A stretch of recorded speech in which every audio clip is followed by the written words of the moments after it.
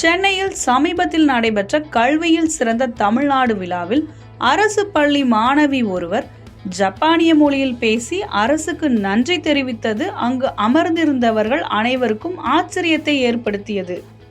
こんにちは皆さん。私は去年12月タマナール政府のおかげで日本に行ってインターンシップしました。その結果就職することもできました。そのような珍しい機会をくださったタマナール政府と CM さんに私の心からどうもありがとうございます。நான் முதல்வன் திட்டம் மூலமாக ஜப்பானுக்கு இன்டர்ன்ஷிப் சென்றதாக கூறிய அந்த மாணவி மீண்டும் நாடு திரும்பும்போது ரூபாய் 21 லட்சத்திற்கு வேலை வாய்ப்பு கிடைத்துள்ளதாக தெரிவித்தார். இது குறித்த வீடியோ சமூக வலைதளங்களில் வைரலான நிலையில் ஜப்பான் மொழியை கற்றுக்கொள்வது எளிமையானதா, தமிழ் மொழி இலக்கணத்துடன் ஜப்பான் மொழிக்கு ஒற்றுமைகள் உள்ளதா, ஜப்பான் நாட்டில் உள்ள வேலை வாய்ப்புகள் என்னென்ன என்பது குறித்து ஜப்பான் மொழியை கற்றுத்தரும் தனியார் நிறுவனத்தின் இயக்குனர் அனுராதாவிடம் பேசினோம். ஆச்சரியத்தக்க பல்வேறு தகவல்களை அவர் நம்மிடம் பகிர்ந்து கொண்டார். அவருடன் பேசிய உரையாடலை காணலாம். ஜப்பான் மொழி கத்துக்கிட்டா வேலை வாய்ப்பு கிடைக்கிறது அவ்வளவு ஈஸியா மேம்? அந்த ப்ரோக்ராம்ல அவங்க சொல்லியிருந்தாங்க, எனக்கு ஜப்பான் மொழி கத்துக்கிட்டு இருக்கேன், எனக்கு ஜப்பான்ல ஜாப் கிடைச்சிருக்கு அப்படின்ட்டு. அண்ட் இதுக்கு ஒரு சின்ன ஒரு ஹிஸ்டரி இருக்கு மேம். நான் அது உங்களுக்கு சொல்றேன் ஏன் இது எப்படி வாய்ப்பு அதிகமா இருக்குங்கிறத. இப்போ ஜப்பான்ல பாத்தீங்கன்னா யங்ஸ்டர்ஸோட எண்ணிக்கை கம்மி ஆயிட்டே வருது. அதாவது அவங்களோட கல்ச்சர் இப்ப மாறி அவங்க யாரும் கல்யாணம் பண்ணிக்கிறது இல்ல, ஒரு கமிட்டடா இருக்கிறது இல்ல, ஒரு குழந்தை பெற்றுக்கிறது இல்லங்கிற மாதிரி போய் year after year birth rate at the rate of 1% கம்மி ஆயிட்டே வருதுங்க. அதே மாதிரி வயசானவங்களோட எண்ணிக்கையும் அதிகமாயிட்டே இருக்கு. உங்களுக்கு தெரிஞ்சிருக்கும், உலகத்திலே வயசானவங்க ஜப்பான்ல அதிகமா 100 வயசுக்கு மேற்பட்டவங்க அதிகமா இருக்காங்க அப்படிங்கறத.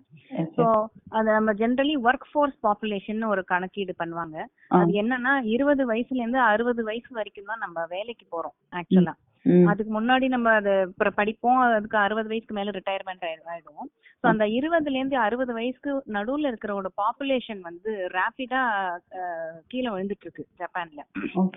சோ இதனால என்னன்னா அவங்களோட தொழிற்சாலையில அவங்களோட கம்பெனிஸ்ல வேலை பாக்குறதுக்கு ஆட்கள் கம்மி ஆயிட்டே வர்றாங்க. சோ இதனால அவங்க நெய்பரிங் கண்ட்ரிஸ சார்ந்து இருக்கிற மாதிரி ஒரு நிலைமை உண்டாகி இருக்குது அங்க. சோ அவங்க இத ரொம்பவே சைனாவை சார்ந்து இருந்தாங்க கொரோனாக்கு முன்னாடி வரைக்கும். சோ கொரோனா முதல்ல எப்போ சைனால அவங்க பார்டரை க்ளோஸ் பண்ணாங்களோ அப்ப அவங்க முதல்ல அடிபட்டது சைனாவை விட ஜப்பான் நாடு தான். அப்பதான் ஜப்பான் நாட்டு மக்கள் உணர்ந்திருக்காங்க எல்லாத்துக்குமே அவங்க சைனாவை தான் டிபெண்ட் பண்ணி இருக்காங்க அப்படிங்கறத. இது ஒரே ஒரு கண்ட்ரியை நம்ம சார்ந்து இருக்கும் போது அந்த கண்ட்ரில ஒரு பிரச்சனைனா நமக்கும் அந்த வாழ்க்கை அஃபெக்ட் ஆகுதுங்கறத ரியலைஸ் பண்ணி அவங்க இத நம்ம இந்த ஒர்க் ஃபோர்ஸ் பாப்புலேஷனை சைனா மட்டும் இல்லாம மிச்ச கண்ட்ரில இருந்தும் நம்ம எடுத்துக்கணும், ஒரே கண்ட்ரியை நாடி இருக்க கூடாதுங்கறத உணர்ந்து அடுத்து ஏசியாலேயே பெரிய கண்ட்ரி என்னன்னு பார்த்தா நம்ம இந்தியா தான். இன்னைக்கு பாப்புலேஷன்ல நம்ம இந்தியா டாப்ல இருக்கு, நம்பர் 1ல இருக்கு. ரெண்டாவது நம்மளோட லிட்ரஸி ரேட்டும் இன்னைக்கு கவர்மெண்டோட உதவியால நல்லா இருக்கு. இங்க படிச்சவங்க நிறைய பேர் இருக்காங்க. நமக்கு படிச்ச லேபர் நிறைய இருக்கு, ஆனா அத்தனை வேலை வாய்ப்பு இங்க இந்தியால கம்மியா இருக்கு. ஆனா அதே ஜப்பான்ல பாத்தீங்கன்னா அப்படியே ஒரு உல்டாவான ஒரு சினாரியோ. அங்க ஆட்கள் படிச்ச லேபர் ஆட்கள் தேவைப்படுது, ஆனா அந்த ஊர்ல அந்த மாதிரி இல்ல, ஆப்பர்ச்சுனிட்டிஸ் நிறைய இருக்கு அங்க. சோ நம்மளால அந்த கேப்ப ஃபில் பண்ண முடியும். அதனாலதான் நம்மளோட பிரதமர் மோடி அவர்களும் அது மாதிரி ஜப்பான் நாட்டு பிரதமர் அவரும் இப்ப பாத்தீங்கன்னா போன மாசம் நம்ம பிரதமர் அங்க போய் MOU நிறைய சைன் பண்ணிருக்காரு. அடுத்த 5 ஆண்டுகளுக்குள்ள 5 லட்சம் இந்தியர்களை அங்க வேலைக்கு அனுப்புறதா ஒப்பந்தம் சைன் பண்ணிட்டு வந்திருக்காரு. சோ இதனால அவங்களுக்கு ஒரே ஒரு என்னன்னா ஜப்பான்ல போய் வேலை செய்யறதுக்கு அவங்களோட மொழியை நம்ம தெரிஞ்சிருக்கணும். அது ஒண்ணுதான். நம்ம கிட்ட ஸ்கில் இருக்கு, இன்ஜினியரிங் ஸ்கில் இருக்கு, அண்ட் என்ன பிரான்ச்னாலும் நம்ம கிட்ட அந்த படிப்பறிவு இருக்கு. ஆனா அந்த மொழியை ஒண்ணு தெரிஞ்சா மட்டும்தான் அங்க வேலைக்கு போக முடியும். அந்த ஜப்பான் மொழியை கத்துக்கிறது ரொம்பவே சுலபம்னு சொல்றாங்க. அது எந்த அளவுக்கு சாத்தியம் மேம்? அது உண்மையா? சுலபமா கத்துக்கலாம்? கண்டிப்பா அது கஷ்டம். அதாவது கஷ்டமா இருந்தா அது சிம்பிள்ஸா இருக்கும். ஜப்பான் ரொம்ப வருஷமா ஸ்போக்கன் லாங்குவேஜா இருந்துருச்சு. அவங்க அந்த அவங்களுக்கு ஸ்கிரிப்ட் தேவைங்கறத உணர்ந்து சைனீஸ்ல இருந்து இந்த ஸ்கிரிப்ட பாரோ பண்ணி அந்த ஸ்கிரிப்டுக்கு இவங்களோட ப்ரொனவுன்சியேஷனை கொடுத்துட்டாங்க. சோ அந்த ஸ்கிரிப்ட் படிக்கிறது கொஞ்சம் கஷ்டம், ஆனா இல்லன்னு சொல்லல. ஆனா ஜப்பான் மொழி வந்து பேசிக்கலி நம்ம தமிழ் நம்ம எல்லாம் ஏசியன் கண்ட்ரீஸ்ங்கறதுனாலயோ என்னவோ நம்ம south Indian languages Tamil, Telugu, Malayalam, Kannada இதுக்கெல்லாம் வந்து ரொம்ப ரிலேட்டடா இருக்கும். முக்கியமா நம்ம தமிழுக்கு வந்து ரொம்ப ரிலேட்டடா இருக்கும். ஏன்னா அந்த சென்டென்ஸோட கிராமர் வந்து அப்படியே வந்து நம்ம தனியா கிராமர் படிக்கணும்னு இல்ல, அந்தந்த வார்த்தைக்கான ஈக்குவலன்ட் ஜாப்பனீஸ் வேர்ட்ஸ் நம்ம போட்டா அந்த கிராமர் அப்படியே வந்து உட்காந்துரும். ஆனா நீங்க இத இங்கிலீஷ்ல வந்து மொழி பெய்க்கணும்னு நினைச்சீங்கன்னா அப்படியே உல்டாவா ஆகும் சென்டென்ஸ். இப்ப சிட் ஆன் த சேர் அப்படின்னா நீங்க தமிழ்ல மாத்தினீங்கன்னா நாற்காலியில் அமருங்கள். அந்த நாற்காலிங்கிற வார்த்தை வந்து முன்னாடி வந்துரும் தமிழ்ல, இங்கிலீஷ்ல வந்து பின்னாடி வரும். உங்களுக்கு அப்படியே டிரான்ஸ்லேட் பண்ணா உங்களுக்கு கிராமர் சரியா வராது. அந்த பிரச்சனை இருக்காது. அதனால தமிழ் சவுத் இந்தியன் லாங்குவேஜ் தெரிஞ்சவங்களுக்கு ஜப்பான் மொழி படிக்கிறது ரொம்பவே ஈஸிங்க. இப்ப மத்த மொழி மாணவர்களை விட வந்து தமிழ் வழியில ஜப்பான் மொழி கத்துக்க south Indian languages anything Telugu எல்லாமே ஒரு மாதிரி தான் இருக்கும் உங்களுக்கு சென்டென்ஸ் ஸ்ட்ரக்சர். ஹிந்தி கூட வேற மாறிடும். உங்களுக்கு சவுத் இந்தியன் லாங்குவேஜஸ் வந்து ஒரே மாதிரி, தமிழ், மலையாளம், தெலுங்கு, கன்னடா இவங்க தெரிஞ்சவங்களுக்கு ரொம்ப ஈஸிங்க படிக்கிறது. தமிழ்நாட்டுல இருக்கிற ஒரு ஜப்பானிய மொழி கத்துத்தர ஆசிரியர் நீங்க, நீங்க வந்து என்னென்ன விஷயங்கள் உங்களுக்கு வந்து மத்த மாணவர்களை கம்பேர் பண்ணும்போது என்னென்ன விஷயங்களை நீங்க ஃபேஸ் பண்றீங்க? ஓகே, நான் வந்து ஒரு 15 வருஷமா டீச் பண்ணிட்டு இருக்கேன். என்னோட எக்ஸ்பீரியன்ஸ்ல வந்து இது கொஞ்சம் கஷ்டமா இருந்தாலும், அதாவது ஜெர்மன், பிரெஞ்சு எல்லாம் வந்து இங்கிலீஷ் லெட்டர்ஸே இருக்கிறதுனால அது கொஞ்சம் ஈஸின்னு மக்கள் ஃபீல் பண்றாங்க. ஆனா இது ஒரு கொஞ்சம் கஷ்டமா இருந்தாலும் இங்க எதிர்காலம் வந்து ரொம்ப நிச்சயமாக இருக்குது.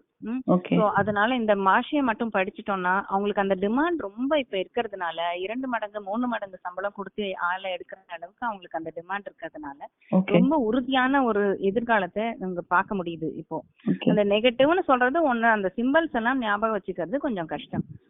அதாவது கொஞ்சம் கஷ்டப்பட்டாதான், வேர்வை சிந்தினாதான் நமக்கு அதோட பலன் கிடைக்கும். நம்ம அதனால அதை சிந்துற வேர்வை வர்த்துங்கிறதுனால நான் இதை ரெக்கமெண்ட் பண்ணுவேன், ஸ்ட்ராங்கா படிங்கன்னு சொல்லி. இப்போ இருக்கிற இளைஞர்களுக்கு கண்டிப்பா ஒரு ஃபாரின் லாங்குவேஜ் வந்து தேவை. சோ அதுல வந்து இந்த லாங்குவேஜ் படிச்சா ஒரு நல்ல எதிர்காலம் இருக்குங்கிறது.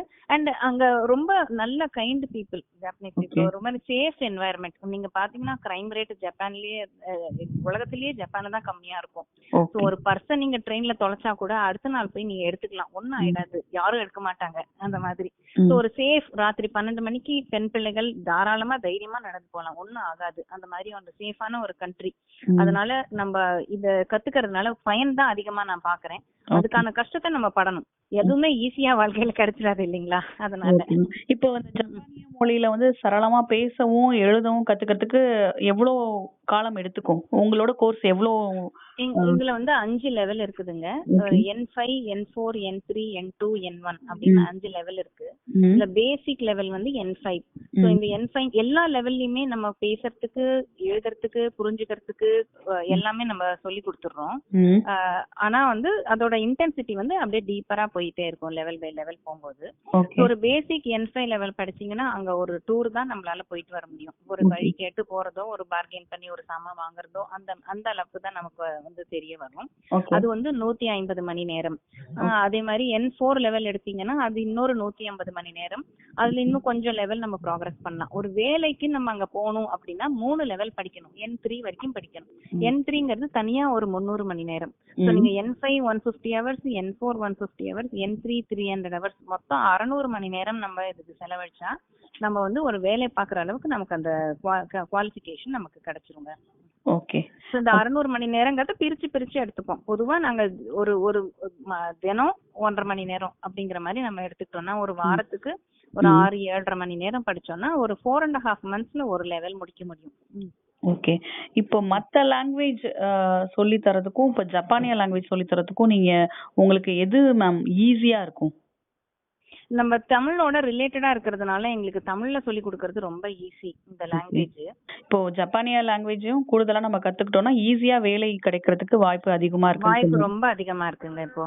ஓகே, இப்போ பர்டிகுலர்லி பாத்தீங்கன்னா இப்ப அமெரிக்காவுக்கு போறதுக்கு கொஞ்சம் கஷ்டமா இருந்த ஒரு சூழ்நிலையை வந்து அமைச்சிட்டு இருக்காரு மிஸ்டர் ட்ரம்ப். அதனால நீங்க வந்து அதை தவிர உலகத்துல நிறைய ஆப்பர்ச்சுனிட்டிஸ் இருக்கு அப்படிங்கறது இப்ப இருக்கிற இளைஞர்களுக்கு தெரிவிக்கணும்னு நாங்க ரொம்பவே நினைச்சிட்டு இருக்கோம். It's time for to look east அப்படிம்பாங்க. இந்த பக்கம் பாருங்க, இன்னும் நிறைய ஆப்பர்ச்சுனிட்டிஸ் இருக்கு, எல்லாரும் வெஸ்ட்லயே பாக்காதீங்க அப்படிங்கிற மாதிரி.